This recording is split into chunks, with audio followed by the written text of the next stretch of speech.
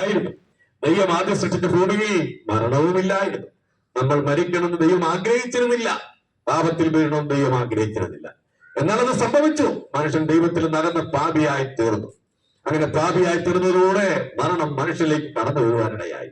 മനുഷ്യൻ മരിക്കുന്നുവെങ്കിലും മനുഷ്യന്റെ ആത്മാവിന് മരണമില്ല. പിന്നീട് ഒരിക്കൽ മനുഷ്യനെ ദൈവം ഉയർപ്പിക്കും.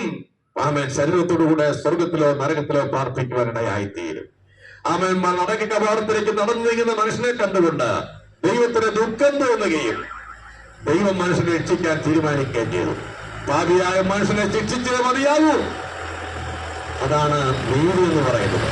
എന്നാൽ ദൈവത്തിന്റെ കരുണ എന്ന് പറയുന്നത് പാപിയായ മനുഷ്യനെ രക്ഷിക്കണം. ദൈവത്തിന്റെ നീതിബോധമെന്ന ശിക്ഷയും ദൈവത്തിന്റെ കരുണ എന്നുള്ളതായ രക്ഷയും ഒന്നിച്ചു ചേർന്നതാണ് കാൽവറി എന്ന് പറയുന്നത്. ആമേൻ. ദൈവത്തിന്റെ കരുണയും ആമേൻ ദൈവത്തിന്റെ നീതിയും ഒന്നിച്ചു ചേർന്ന സ്ഥലമാണ് കാൽവറി. ഭാവിയായ മനുഷ്യനെ രക്ഷിക്കാൻ യേശു ക്രിസ്തു കാൽവറി കൊലക്കളത്തിൽ ദിവ്യബലിയായി തീരുവാൻ ഇടയായി. ലോകത്തിലെ ഏറ്റവും നീളം കൂടിയ പാലം ഫ്രാൻസിലാണ്. അതിന്റെ പേര് ദ മിലാവ് വ്യാഡറ്റ് എന്നാണ്. ലോകത്തിലെ ഏറ്റവും ഉയരം കൂടിയ പാലം ജപ്പാനിലാണ്. അതിന്റെ പേര് ആകാശി കൈക്ക് എന്നാണ്. എന്നാൽ പ്രപഞ്ചത്തിലെ ഏറ്റവും നീളം കൂടിയ പാലം ഭൂമിയെയും സ്വർഗത്തെയും ബന്ധിപ്പിക്കുന്ന യേശു ക്രിസ്തുവാണ്. തന്റെ ഏകജാതനായ പുത്രനെ വിശ്വസിക്കുന്ന ഏത് മനുഷ്യനും നശിച്ചു പോകാതെ നിത്യജീവൻ പ്രാപിക്കേണ്ടതിന് ദൈവം യേശുവിനെ നൽകുമെന്നൊക്കവണ്ണം ലോകത്തെ സ്നേഹിച്ചുവെന്ന ആമേൻ വാക്യമാണ് ബൈബിളിലെ ഗോൾഡൻ ടെക്സ്റ്റ് എന്ന പേരിൽ അറിയപ്പെടുന്ന വാക്യം. അത് പ്രിയപ്പെട്ടവരെ, ദൈവം ലോകത്തെ സ്നേഹിച്ചു, ദൈവം ഭൂമിയെ സ്നേഹിച്ചു. വിക്ടർ ഗ്രോവറിനെ ആ ഒറിയോൺ എന്ന പേടകത്തിലിരുന്നു കൊണ്ട് ആമേൻ ലോകത്തോട് സംസാരിക്കാൻ നാസ അനുവാദം നൽകി. അദ്ദേഹം അത് തെരഞ്ഞെടുത്തത് യേശുക്രിസ്തു ഉയർത്തെഴുന്നേറ്റ ദിവസമായിരുന്നു. ഈസ്റ്റർ സൺഡേ ആയിരുന്നു. അദ്ദേഹം അവിടെ നിന്നോട് പറഞ്ഞ വാക്കുകൾ ലോകത്തിലെ ടെലിവിഷനിലെല്ലാം വരുവാനിടയായി. അദ്ദേഹം പറഞ്ഞ വാക്കുകൾ കാണാം. എന്റെ ഇരിപ്പിടത്തിന് സമീപത്തായിട്ടൊരു ചെറിയ ജനാലയുണ്ട്.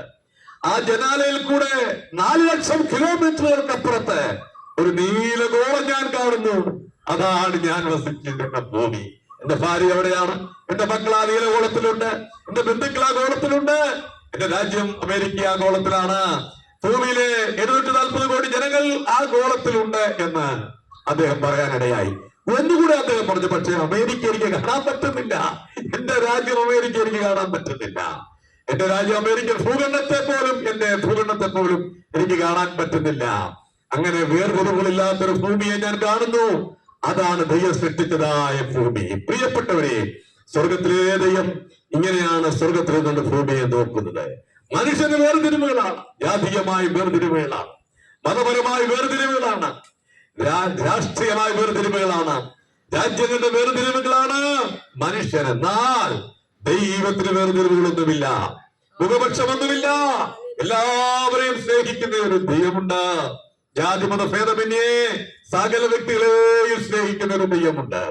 ആ മുഴുവൻ വ്യക്തികൾക്കും രക്ഷയ്ക്കൊരു മുഖാന്തരമായിട്ട് യേശു ക്രിസ്തുവിനെ ഭൂമിയിലേക്ക് അയച്ചു.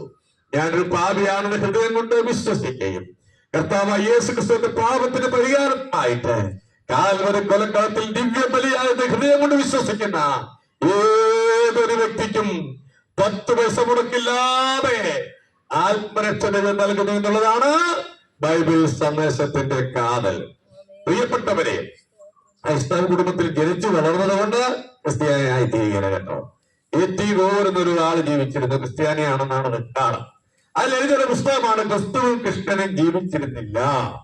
എങ്ങനെയുണ്ട്? ക്രിസ്ത്യാനിയ ഒരു മനുഷ്യൻ എഴുതിയൊരു പുസ്തകത്തിന്റെ പേരാണ് ക്രിസ്തു ജീവിച്ചിരുന്നില്ല. എന്നാൽ അയാളെ നാട്ടുകാരെ വിളിക്കുന്നത് ക്രിസ്ത്യാനി എന്നാണ്. ഇതിന്റെ അർത്ഥം എന്താണെന്നറിയാമോ? ക്രിസ്ത്യാനിത്വം ജന്മം കൊണ്ട് കിട്ടുന്നതല്ല, ജീവിതം കൊണ്ട് കിട്ടുന്നതാണ്. അവന്റെ തെരഞ്ഞെടുപ്പാണ് അവനെ ക്രിസ്തുവിന്റെ അനുയായിയാക്കി മാറ്റുന്നത്. പ്രിയപ്പെട്ടവരെ, ക്രിസ്ത്യാനിത്വത്തിന്റെ തുടക്കം എന്ന് പറയുന്നത് ക്രിസ്തുവിന്റെ രക്ഷകനായി ഏറ്റുപറയുക എന്നുള്ളതാണ്. നമുക്കൊരു ബർത്ത്ഡേ ഉള്ളതുപോലെ, നമുക്കൊരു വിവാഹ തീയതി ഉള്ളതുപോലെ തന്നെ പ്രധാനമാണ് ദൈവവുമായി ബന്ധപ്പെട്ട ആ ദിവസം. എന്റെ മാന്യ സ്നേഹിതരെ, വാചകം പറഞ്ഞ് എന്തെങ്കിലും ബ്രെയിൻ വാഷ് ചെയ്യാൻ ശ്രമിക്കുകയല്ല, സത്യം സത്യമായി പറയുക. ഞാൻ ഇവിടെ തന്നെ താമസിക്കുന്ന ആളാണെന്ന് പറഞ്ഞല്ലോ.